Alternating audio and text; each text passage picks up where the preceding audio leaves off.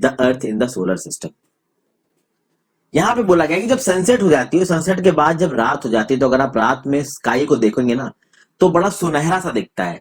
एक दो छोटे से शाइनिंग डॉट्स नजर आते हैं स्काई में। जब हम अपने माँ बाप से पूछते हैं ये क्या है, तो वो हमको बताते हैं ये तारे हैं, ये स्टार्स हैं, और बहुत सारी स्टोरीज इनसे रिलेटेड बताते हैं। ठीक है। फिर जैसे जैसे जैसे जैसे शाम बढ़ती जाती है, अंधेरा होता जाता है, वैसे वैसे वैसे आप देखते जाओगे कि इन ये जो चमकते हुए तारे हैं ना, इनका नंबर बढ़ता जाएगा। ठीक है। और इतने ज्यादा एक टाइम पे हो जाएंगे कि आप इनको गुन गिन नहीं सकते। तो पूरी रात हो जाएगी तो भाई ये पूरा स्काई है ना, वो टाइनी शाइनिंग ऑब्जेक्ट से भरा हुआ होगा। कुछ थोड़े से ब्राइट होंगे, कुछ थोड़े डिम होंगे। तो ऐसा लगेगा कि पूरा जो स्काई है वो हीरो के चमक रहा है।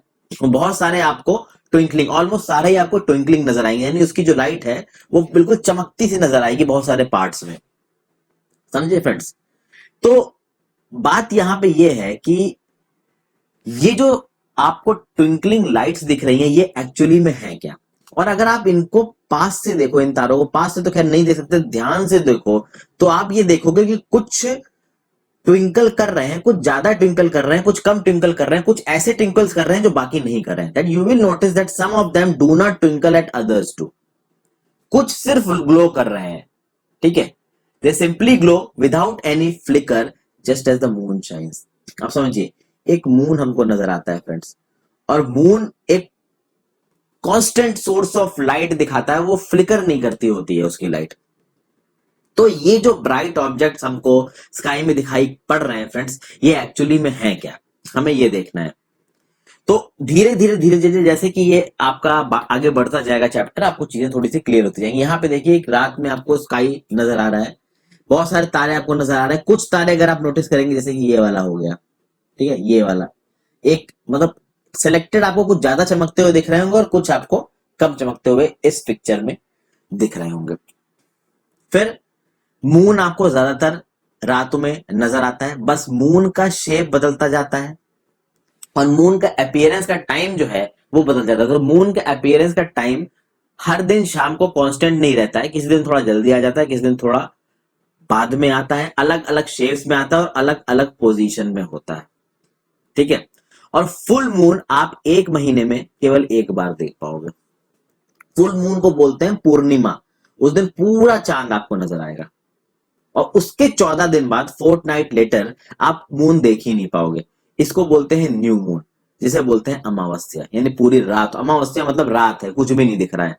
और जब अमावस्या होती है फ्रेंड्स, तो उस दिन आप नाइट को बहुत अच्छे से देख पाते हैं, क्योंकि वो क्लियर नाइट होती है, उसमें मून की लाइट होती ही नहीं है। तो चूंकि जब उसमें मून की लाइट होती ही नहीं है, तो वो नाइट आपको बिल्कुल क्लियर नजर आएगी, स्टार्स आपको और क्लियर नजर आएंगे।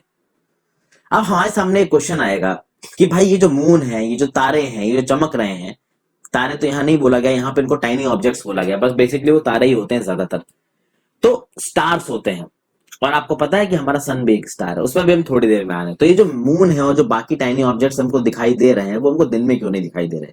दिन में इसलिए नहीं दिखाई देते फ्रेंड्स, क्योंकि दिन में जो सन की लाइट होती है वो इतनी तेज होती है, इतनी ज्यादा चमकती हुई होती है, कि नाइट में दिखने वाली चीजें दिन में हमारे सामने गायब हो जाती हैं। इसका मतलब ये नहीं है कि वो वहां होती नहीं, वो वहां होती है, बट सन की लाइट की वजह से हमें दिखती नहीं है।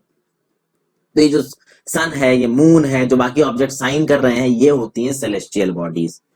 कुछ सेलेस्टियल बॉडीज बहुत बड़ी और बहुत हॉट होती हैं, जैसे होती हैं गैसेस, जिनके पास अपनी खुद की गैसेस होती हैं। वो अपने खुद की हीट पैदा करते हैं, अपनी खुद की लाइट पैदा करते हैं, और बहुत हैवी अमाउंट में करते हैं।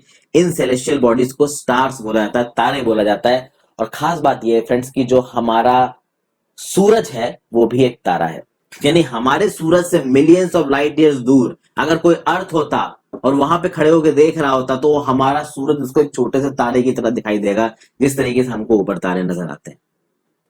ठीक है फ्रेंड्स, तो सन इज एक्चुअली अ स्टार।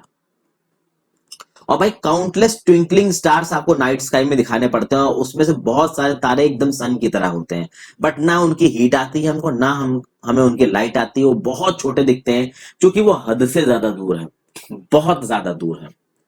उनकी दूरी कितनी है इसका आइडिया आपको थोड़ी देर में लगेगा। और हमको दिन की लाइट में ये जो ट्विंकलिंग स्टार्स हैं क्यों नहीं नजर आते हैं, उसके लिए यहाँ पे एक एक्सरसाइज, आप एक काम करिए, एक टॉर्च लीजिए, एक प्लेन शीट ऑफ पेपर लीजिए, एक पेंसिल लीजिए, एक नीडल लीजिए। आप एक काम करिए, उस प्लेन पेपर को टॉर्च के सामने रखिए ताकि वो जो टॉर्च का ग्लास है जिससे लाइट निकल रही है वो पेपर के साथ टच करे, और फिर बाउंड्री पे सरकमफेरेंस पे जितना वो पूरे ग्लास को कवर करता है टॉर्च के, यानी कि ये टॉर्च है अगर ये वाला, इसके आगे आपने पेपर रखा तो ये जो पूरा ये है इसके खिलाफ इसके चारों तरफ एक सर्कल ड्रॉ कर दीजिए। फिर जब ये सर्कल ड्रॉ करोगे तो ये मान लीजिए ऐसा बन के आया, तो एक नीडल लेके बीच में थोड़े से बस नीडल बस घुसेड़ दीजिए, छेद से कर दीजिए। उसके बाद इसी पेपर को टॉर्च के साथ लगाइए और उसको रबड़ बैंड से बांध दीजिए और फिर टॉर्च जलाइए। आप जब टॉर्च जला के उसको प्लेन वॉल पे डालिए, और ध्यान दीजिएगा कि रात में जब आप ये काम कर रहे हो तो अपने कमरे की लाइट बंद कर दीजिएगा, तो रात में बाहर की रोशनी नहीं आएगी सनलाइट, और कमरे की लाइट बंद कर दीजिएगा। तो इस परफोरेटेड यानी नीडल से छेद किए हुए पेपर को जब आप टॉर्च के ऊपर अटैच करके रबर बैंड से स्विच ऑन करेंगे टॉर्च का और उसको दीवार पे मारेंगे, तो दीवार में आपको कुछ ऐसा ही लगेगा, कुछ छोटे छोटे से चमकते हुए डॉट्स नजर आएंगे। कुछ इस तरीके की ही हमारी रात होती है, और जैसे ही आप लाइट ऑन करोगे फ्रेंड्स वो सारे के सारे डॉट्स गायब हो जाएंगे, क्योंकि वो बल्ब की लाइट या ट्यूब लाइट की लाइट उन डॉट्स को ओवरकम कर लेगी। तो भले ही टॉर्च जल रही है वो डॉट्स अभी भी हैं, बट बल्ब की लाइट या ट्यूबलाइट की लाइट इतनी तेज होगी कि वो उनको कवर कर देगी। तो कुछ इस तरीके से रात में हमारी स्काई में भी होता है। अब आपने एक चीज नोटिस की होगी, जैसे जैसे आप किसी चीज से दूर जाते जाते हैं वैसे वो चीज आपको छोटे लगने लगती है। इसका बेस्ट एग्जांपल ये है कि एरोप्लेन जब आप एयरपोर्ट पे खड़ा हुआ देखेंगे तो आपको बहुत बड़ा नजर आएगा, लेकिन जब वो बहुत ऊंचाई पे बहुत दूर दिख रहा होगा ना तो एकदम छोटा सा आपको नजर आएगा फ्रेंड्स, चींटी जितना नजर आएगा।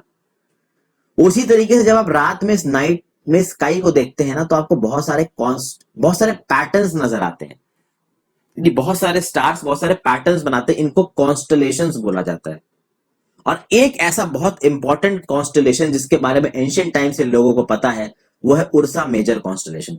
इसको बिग बियर कॉन्स्टलेशन भी कहते हैं, और इसकी खास बात यह है कि ये बहुत आसानी से रिकॉग्नाइज हो सकता है। इसको सप्तऋषि भी बोला जाता है, यानी this is basically a group of 7 stars. Ursa Major constellation का एक पार्ट है ये। कभी आपको मौका मिले, कभी आपके घर में अगर कोई लर्नेड पर्सन हो, आप उससे बोलो कि भाई मेरे को ये उर्सा मेजर दिखाइए, तो एक क्लीन नाइट में आपको उर्सा मेजर दिख जाएगा।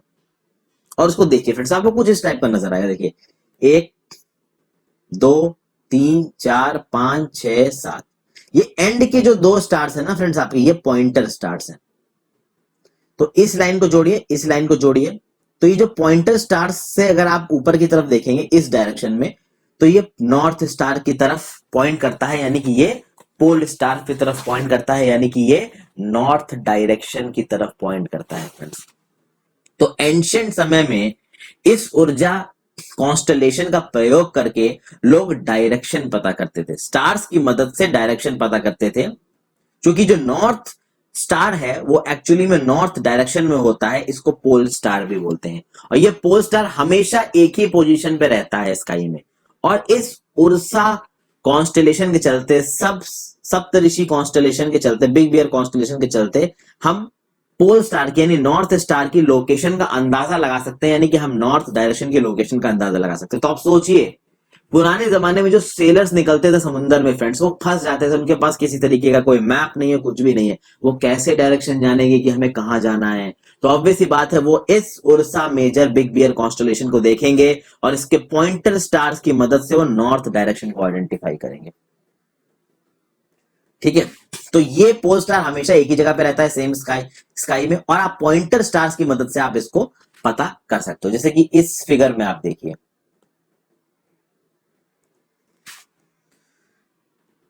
यहां पे आपको अलग अलग सीजन के लिए दिखाई पड़ रहा है, spring season, summer season, winter season और फॉल सीजन। अलग अलग सीजन के लिए आपको यहाँ पे अरेंजमेंट नजर आ रहा है, अलग अलग सीजन में ये अरेंजमेंट आपको अलग अलग नजर आ रहा है। अब ये डिपेंड करता है कि भाई कौन सा सीजन कहां पे है, ये इस बात पे डिपेंड करेगा कि आप इस समय पृथ्वी पे, अर्थ पे कहां पे खड़े हुए हैं। बट आप देखोगे यहाँ पे हर चारों में, स्प्रिंग में हो, चाहे समर में हो, चाहे फॉल में हो, चाहे विंटर में हो, जो पॉइंटर स्टार्स है ना उनके ऊपर की तरफ का डायरेक्शन हमेशा नॉर्थ स्टार को पॉइंट आउट करता हो। बीच में यहाँ पे नॉर्थ स्टार नजर आ रहा हो, कैसे देखिए कि इसके पॉइंटर्स काम कर रहे हैं। तो अगर आप सातों स्टार के पैटर्न्स को जानते हो तो पॉइंटर स्टार्स को भी आप बड़े आराम से आइडेंटिफाई कर लोगे। आगे चलते हैं। कई सारी ऐसी सेलेस्टियल बॉडीज होती है जिनके पास अपनी खुद की हीट नहीं होती, जिनके पास अपनी खुद की हीट है, गैसेस हैं जो लाइट दे रहे हैं, वो तो हो गए स्टार्स। बहुत सारी ऐसी बॉडीज होती हैं जो स्टार्स की लाइट का इस्तेमाल करके शाइन करती है, यानी कि स्टार्स की लाइट जब उन पर पड़ती है तो उस लाइट को रिफ्लेक्ट करती हैं और वो नजर आती हैं सबको चमकती हुई, ये होते हैं प्लैनेट्स। ठीक है, जो वर्ड प्लैनेट है वो एक ग्रीक वर्ड है जिसका मतलब होता है प्लेनेटाई। प्लेनेटाई मतलब वॉन्डरस, जो एक जगह से दूसरी जगह घूम रहा है। और आप देखेंगे कि प्लैनेट्स लगातार घूम ही रहे हैं। हमारे जो सोलर सिस्टम के प्लैनेट्स हैं वो सन के चारों तरफ घूम रहे हैं। जो पृथ्वी है जिसपे हम रह रहे हैं, बेसिकली ये एक प्लेनेट है। इसको हीट और लाइट मिलती है किससे? सूरज से, और सूरज हमारा सबसे पास स्टार है। और आपको पता है कि हमारे अर्थ पे जितने भी फॉर्म्स ऑफ एनर्जी हमको चारों तरफ नजर आ रहे हैं उसका एक ही सोर्स है, और वो सोर्स है आपका सूरज दोस्तों। ठीक है फ्रेंड्स, अब देखिए फ्रेंड्स, अगर आप सूरज को दिन में देखें तो उसका एक साइज नजर आता है, और अगर आप मून को रात में देखें उसका एक साइज नजर आता है। तो सन थोड़ा सा तो बड़ा लगता है, लेकिन सन के और मून के साइज में हमें ज्यादा फर्क नजर नहीं आता है। समझ गए ना फ्रेंड्स आपको? लेकिन आपको ये पता चलना चाहिए कि हमारे अर्थ से सन बहुत ज्यादा दूर है। कंपेरेटिवली हमारे अर्थ से मून बहुत कम दूर है, लेकिन जो सन का जो डायमीटर है हमारे अर्थ से बहुत ज्यादा बड़ा है, और मून का जो डायमीटर है हमारे अर्थ से लगभग 25% है। धीरे धीरे करके इन पे आते हैं। तो जो हमारा मून है, जो हमारा चंद्रमा है, वो हमारा सैटेलाइट है। ठीक है, दैट इज आवर सैटेलाइट। एक तरीके से आप कह सकते हो, अगर अर्थ सूरज का सैटेलाइट है तो जो चंद्रमा है वो हमारा सैटेलाइट है। तो वो अर्थ का एक कंपेनियन है, और अर्थ के चारों तरफ चक्कर काटता है कौन? मून। ठीक है, अर्थ की तरह 7 और प्लैनेट्स हैं जिनको हीट और लाइट मिलती है सन से, और उनमें से कईयों के पास मून भी है। कुछ इंटरेस्टिंग फैक्टर्स देख लेते हैं फ्रेंड्स। जुपिटर, सैटर्न और यूरेनस के चारों तरफ रिंग्स होती हैं, और इन रिंग्स में बहुत छोटे छोटे डेब्रिस पाए जाते हैं जिनको आप एस्टेरॉइड्स कह सकते हो, छोटे एस्टेरॉइड्स कह सकते हो, बड़े एस्टेरॉइड्स कह सकते हो। इन रिंग्स को हम लोग अर्थ से भी देख सकते हैं कुछ टेलीस्कोपों की मदद से, जो कि बहुत पावरफुल होते हैं अपनी रेजोल्यूशन कैपेसिटी में। तो अगर देखा जाए तो डेब्री की, यानी कि वॉन्डरिंग सेलेस्टियल ऑब्जेक्ट्स जो कि छोटे होते हैं, एस्टेरॉइड के शेप के होते हैं, ये किन किन प्लैनेट्स के चारों तरफ घूमते हैं? तो जुपिटर, सैटर्न, यूरेनस। ठीक है, हालांकि एस्टेरॉइड की बेल्ट जो मेजर बेल्ट है वो अलग है। मेन जो जुपिटर, सैटर्न और यूरेनस के चारों तरफ घूम रहा है वो डेब्री है, छोटे छोटे पार्टिकल्स हैं। आगे चलते हैं, सोलर सिस्टम की बात करेंगे फ्रेंड्स। सोलर सिस्टम में सन आता है, 8 प्लैनेट्स आते हैं, कई सारे सैटेलाइट्स आते हैं, बहुत सारी सेलेस्टियल बॉडीज हैं जैसे कि एस्टेरॉइड्स हैं, मीटियोरॉइड्स हैं, मीटियोर्स हैं, मीटियोराइट्स हैं। तो मीटियोरॉइड्स भी होता है और मीटियोराइट्स भी होता है। अगर आपको मीटियोराइट्स और मीटियोर्स के बीच में फर्क पता करना है तो आप मेरी ज्योग्राफी की प्लेलिस्ट को जाकर रेफर कर सकते हैं। वैसे तो मैं आपको हल्का फुल्का बता देता हूं फ्रेंड्स, ये जो मीटियोराइट्स होते हैं वो छोटे एस्टेरॉइड जितने बड़े भी हो सकते हैं और उससे बहुत छोटे भी हो सकते हैं। ठीक है, ये स्पेस में घूमते रहते हैं, सेलेस्टियल ऑब्जेक्ट्स हैं ये। जब ये मीटियोराइट्स किसी प्लैनेट के एटमॉस्फेयर में आ जाते हैं और नीचे की तरफ गिरने लगते हैं तो वो जलने लगते हैं। तो जब जलने लगते हैं तो वो शूटिंग स्टार की तरफ नजर आते हैं, बहुत दूर दूर तक गैसेस, जलती हुई गैसेस छोड़ते हैं। तो जब वो शूटिंग स्टार की तरफ नजर आएंगे तो वो मीटियोर्स हो जाएंगे, और यही शूटिंग स्टार अगर अर्थ को हिट कर गए, यानी सरफेस को हिट कर गए, तो वो मीटियोराइट्स बन जाते हैं। और बहुत सारे मीटियोराइट्स पहले अर्थ को हिट कर चुके हैं। इसको मैंने अपनी वीडियो में बहुत अच्छे तरीके से समझाया। अगर आप डिटेल में अभी के लिए समझना चाहते हैं तो आप जाके मेरी वीडियो देख सकते हैं। ठीक है, तो ये सब सोलर सिस्टम के पार्ट है, और सोलर फैमिली है पूरी एक, जिसके सेंटर में कौन है? सन है। यानी सन सबका आप कह सकते हो कि पापा है एक तरीके से। अब यहां पे फ्रेंड्स हम लोग थोड़ा सा इस इमेज को मैं छोटा करूंगा ताकि एक पेज में आ जाए। ये देखिए, यहां पे फ्रेंड्स बीच में आपको सन नजर आ रहा है। ये जो 58, 108, 152, 28 लिखा है, ये बेसिकली मिलियन किलोमीटर्स में है, और 1 बिलियन किलोमीटर बराबर होता है 10 लाख किलोमीटर। तो मरकरी सन से 58 मिलियन किलोमीटर दूर है, फिर वीनस 108 मिलियन किलोमीटर दूर, अर्थ 150 मिलियन किलोमीटर दूर। तो बाकियों की डिस्टेंस भी आपको नजर आ रही है। एक एस्टेरॉइड बेल्ट है किसके बीच में? मार्स और जुपिटर के बीच में। This is an asteroid belt जिसमें बहुत मात्रा में एस्टेरॉइड्स मिलते हैं। फिर इन कह सकते हो कि आप इन प्लैनेट्स के बारे में कुछ एक जानकारी ले लेते हैं हल्की फुल्की। मरकरी सन का एक चक्कर 88 दिनों में मारता है और अपनी एक्सिस पे एक बार 59 डेज में घूमता है। वीनस सन के चारों तरफ चक्कर काटेगा 255 डेज में, और अपने एक्सिस पे एक बार घूमेगा 243 डेज में। अर्थ आपको पता है सन का एक चक्कर 365 दिन में काटता है, जिसको एक साल बोलते हैं, और अपने एक्सिस पे एक दिन में घूमेगा। अर्थ का एक मून भी है, आपको पता है। मार्स की अगर बात करो तो मार्स एक चक्कर काटेगा सन का 687 डेज में, अपनी एक्सिस पे घूमेगा एक दिन में, इसके दो मून है। जुपिटर की बात करो, जैसे जैसे आप दूर जाते जाओगे फ्रेंड्स, आप देखोगे कि इसका रेडियस बढ़ रहा है। रेडियस बढ़ रहा है तो ऑब्वियस सी बात है सरकमफेरेंस भी बढ़ जाएगा, और जब सरकमफेरेंस बढ़ जाएगा तो सन का चक्कर काटने में जो टाइम लगेगा वो भी बढ़ जाएगा। तो मरकरी सन का एक चक्कर काट रहा है 88 दिन में, वीनस और दूर हो गया तो 255 दिन में, अर्थ और दूर हो गया तो 365 दिन में, मार्स और दूर हो गया तो 687 डेज में, जुपिटर और दूर हो गया तो 11 साल 11 महीने और 12 लगभग 12 साल में, सैटर्न और दूर हो गया 29 साल 5 महीने में करेगा चक्कर सन का, यूरेनस और दूर होगा तो यूरेनस तो सन का एक चक्कर 84 साल में मारता है, और नेपच्यून सन का एक चक्कर 164 सालों में मारता है।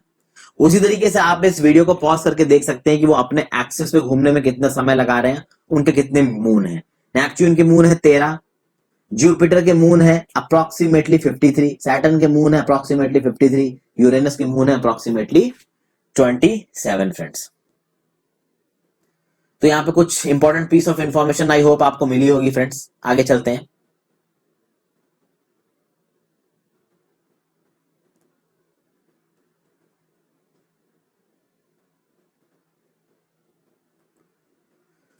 अरे यहाँ पे एक पीस ऑफ इंफॉर्मेशन है, ये जो सॉल नाम का शब्द है इसको रोमन मैथोलॉजी में सन गॉड कहा जाता है। सोलर मतलब सन से रिलेटेड, और जो सन से रिलेटेड की फैमिली में आता है, जो फैमिली ऑफ सन में आता है, जो सन से रिलेटेड है, उसको आप सोलर सिस्टम बोलोगे। आपको पता करना है कि आपके चारों तरफ ऐसे कुछ वर्ड्स हैं जिसमें सोल नाम का शब्द आता हो या सोलर नाम का एक वर्ड आता हो।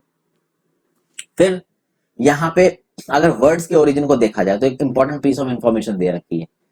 बहुत सारे वर्ड्स एक लैंग्वेज में किसी दूसरी लैंग्वेज से लिए जाते हैं। जैसे फॉर एग्जांपल ज्योग्राफी भले एक इंग्लिश का वर्ड हो, ज्योग्राफी सब्जेक्ट को डिनोट करता हो, बट एक्चुअली में ये ग्रीक वर्ड है, और ये दो ग्रीक शब्दों से मिलकर बना है।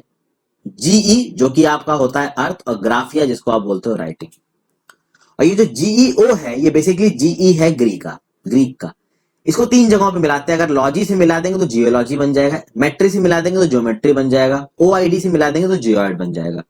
तो जीई को आप लॉजी से मिलाओगे तो बन जाएगा स्टडी ऑफ अर्थ, मेट्री से मिलाओगे तो बन जाएगा मेजरमेंट ऑफ अर्थ, और ओआईडी से मिलाओगे तो बन जाएगा एक ऐसा शेप जो कि अर्थ रिप्रेजेंट करता है।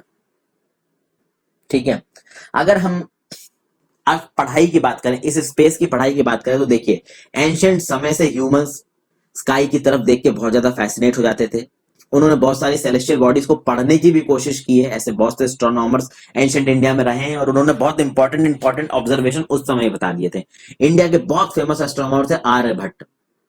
आर्यभट्ट ने उसी समय बता दिया था ये जो मून है और ये जो प्लेनेट शाइन करके जो हमको आज की डेट में नजर आ रहे हैं, वो जब उन पे सनलाइट पड़ रही है और वो सनलाइट उन पे पड़ के रिफ्लेक्ट होकर हमारी आंखों में आ रही, तब वो हमको दिख रहे हैं। आज की डेट में पता है फ्रेंड्स कि भाई एस्ट्रोनॉमी में पूरी रिसर्च चल रही है। नासा, इसरो, ये सब कर क्या रहे हैं? ठीक है, ये यही कर रहे हैं, रिसर्च कर रहे हैं। फिर अगर हम सन की बात करें तो सन हमारे सोलर सिस्टम के बिल्कुल बीच में आता है। एक्सट्रीमली हॉट गैसेस से मिलकर बना हुआ है, वहां पे न्यूक्लियर फ्यूजन चल रहा है। आज की डेट में जो हम लोग बॉम्ब देखते हैं फ्रेंड्स, जो न्यूक्लियर बॉम्ब्स हैं जो हिरोशिमा नागासाकी में गिरे थे, वो न्यूक्लियर फिजन टेक्नोलॉजी पे, टूटने पे, और सन के अंदर जो एनर्जी पैदा होती है वो फ्यूजन टेक्नोलॉजी से होती है। आज की डेट में एक चीज बनाई जा रही है, हाइड्रोजन बॉम्ब। हाइड्रोजन बॉम्ब भी फ्यूजन टेक्नोलॉजी पे बनाए जा रहे हैं, अभी तक उतना इनमें शोध नहीं हो पाई है। तो ये जो फ्यूजन टेक्नोलॉजी है ये बहुत ज्यादा गर्म कर देता है सन की सरफेस को, और सन ही अल्टीमेट सोर्स ऑफ एनर्जी है किसका? हीट का और लाइट का सोलर सिस्टम में। बट हम लोगों को उतनी हीट पता नहीं चलती है। वो इसलिए नहीं पता चलती है क्योंकि फ्रेंड्स भले ही वो नियरेस्ट स्टार है, भले ही सन हमारा सबसे पास का स्टार है, लेकिन हमसे 150 मिलियन किलोमीटर अवे है, और 150 मिलियन किलोमीटर बहुत ज्यादा दूर होता है। और यहीं से उस चीज को कनेक्ट करने की कोशिश कीजिए कि फ्रेंड्स सन का साइज और मून का साइज एक जैसा ही लगता है। मून हमसे 3,84,000 किलोमीटर दूर है लमसम। तो 3,84,000 किलोमीटर दूर होना और 150 मिलियन किलोमीटर दूर होना, 1 मिलियन बराबर 10 लाख किलोमीटर हो सकता है, आप अंदाजा लगा सकते हैं। फिर अगर प्लैनेट्स की बात करें फ्रेंड्स, तो हमारे सोलर सिस्टम में भाई 8 प्लैनेट्स हैं। हमने देखा सबसे पहले आता है मरकरी, फिर वीनस, फिर अर्थ, फिर मार्स, फिर जुपिटर, फिर सैटर्न, फिर यूरेनस, फिर नेपच्यून। ये ऑर्डर याद कर लिए। मरकरी से वीनस, वीनस से अर्थ, अर्थ से मार्स, मार्स से जुपिटर, जुपिटर से सैटर्न, सैटर्न से यूरेनस, यूरेनस से नेपच्यून। अब इसको याद करने के बड़े अलग अलग तरीके हैं, आप अपने हिसाब से कर सकते हैं, अपने क्लास के बच्चों के साथ डिस्कस करके या टीचर्स के साथ डिस्कस करके।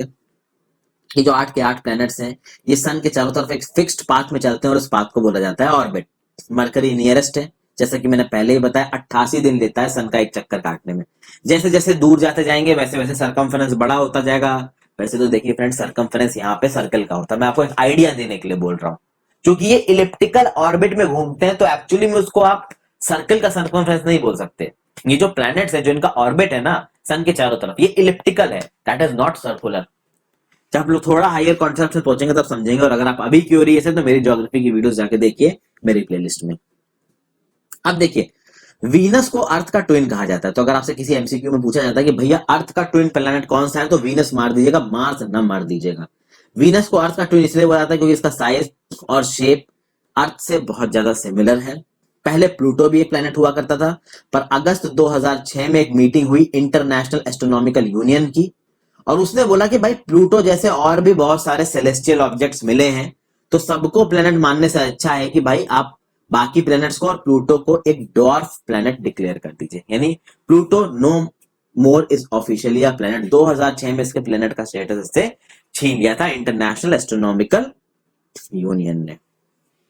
अर्थ की बात करें तो सन से अगर आप डिस्टेंस देखेंगे तो सबसे पहले आता है मरकरी, फिर आता है आपका वीनस, और फिर आता है आपका अर्थ। तो अर्थ तीसरे नंबर का प्लेनेट है सन से अगर आप डिस्टेंस देखोगे। पांचवें नंबर का सबसे बड़ा प्लेनेट है और slightly flattened at the poles है, इसीलिए इसको जियोइड बोलते हैं। जियोइड मतलब slightly flattened at the poles, perfectly spherical नहीं है। देखिए ये हो गया सर्कल फ्रेंड्स। अब अगर इसको इक्वेटर मान लो तो अर्थ का क्या है कि परफेक्टली स्फेरिकल नहीं है, वो परफेक्टली सर्कुलर नहीं है। जैसे ही आप पोल्स पे पहुंचेंगे ना, सर्कुलर कुछ ऐसे होता, ठीक है, लेकिन पोल्स पे वो फ्लैटन हो जाता है।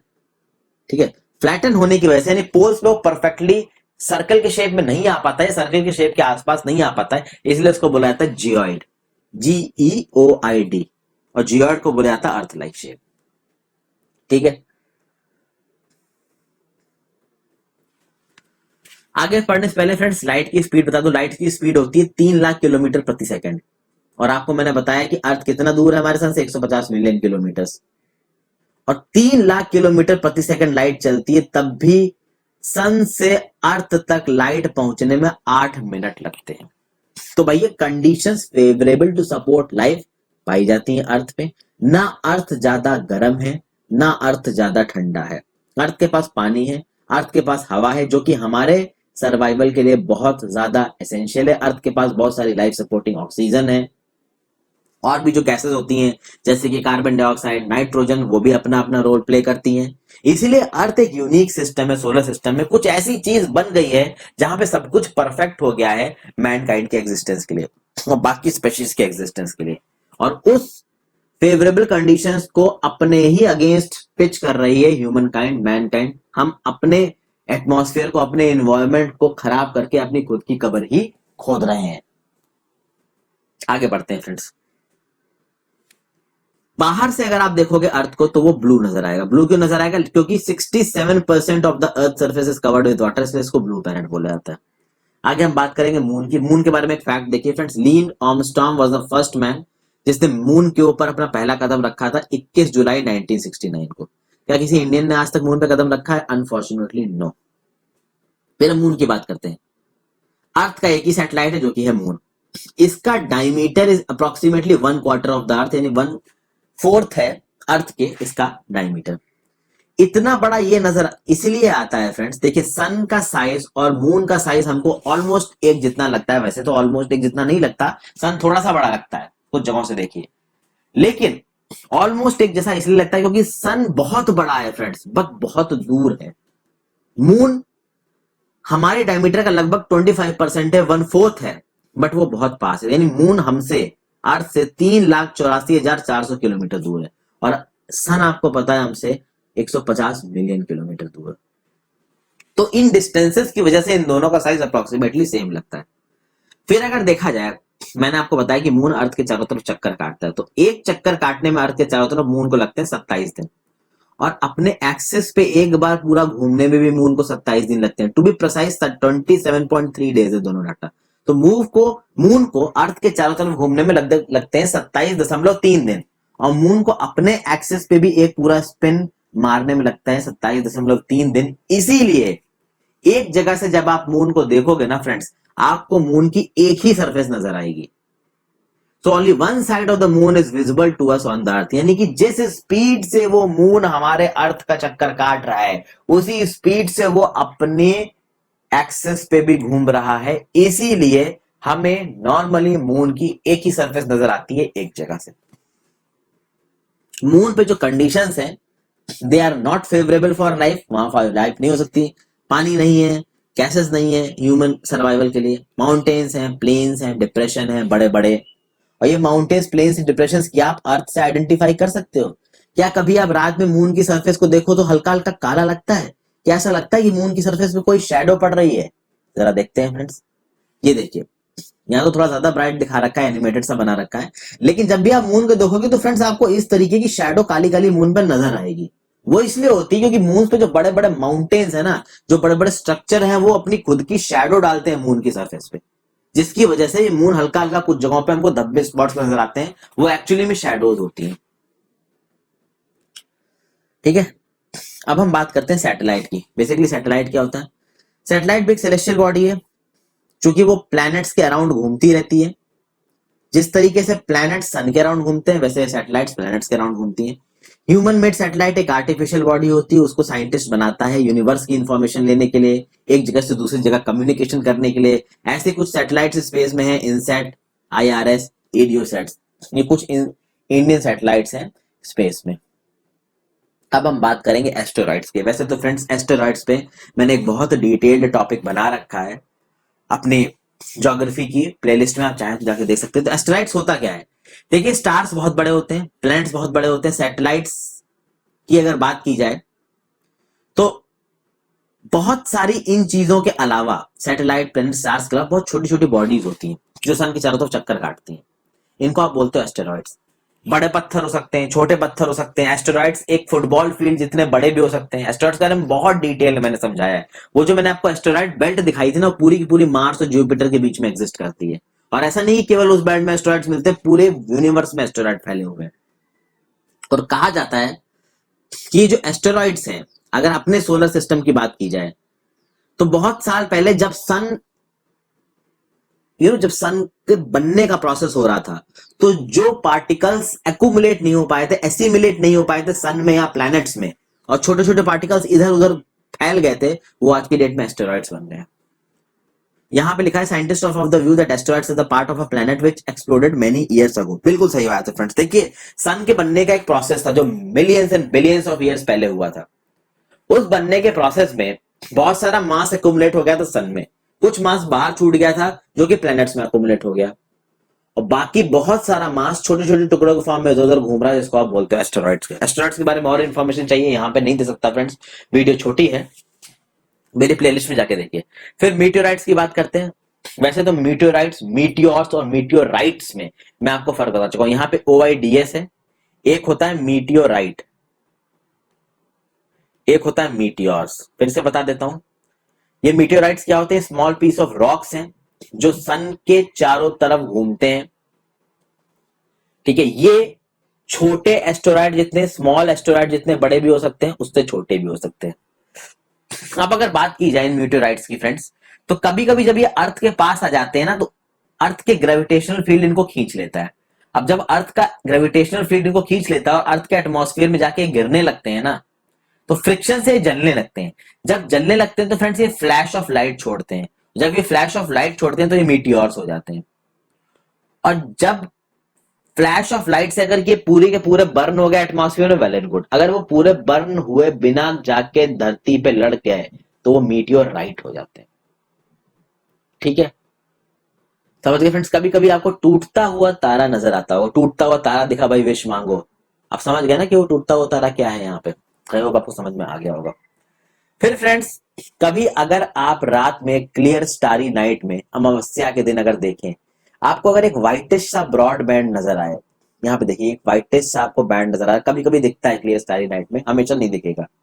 It is a white glowing path. Actually में क्लस्टर से मिलियंस ऑफ स्टार्स का, और इस बैंड को बोला जाता है मिल्की वे गैलेक्सी। और हमारा जो सोलर सिस्टम है, this is basically a part of this milky way Galaxy. Ancient India में इस band of clusters of millions of stars को क्या बोला जाता था कि भैया लाइट की एक रिवर बह रही है स्काई में, इसको आकाश गंगा भी बोला जाता था।